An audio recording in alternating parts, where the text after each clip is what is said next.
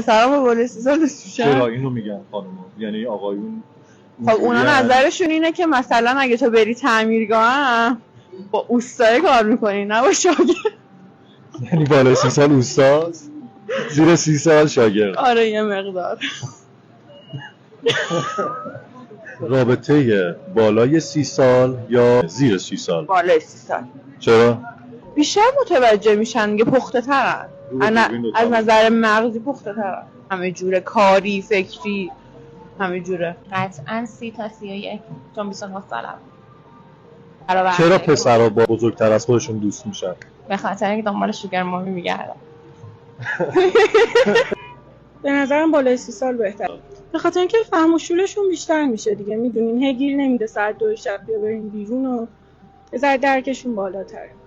قاعدتا زیر 30 سال چون جوان‌تره بهتره. من 29 سالم، پایین ترم باشه موردی نداره.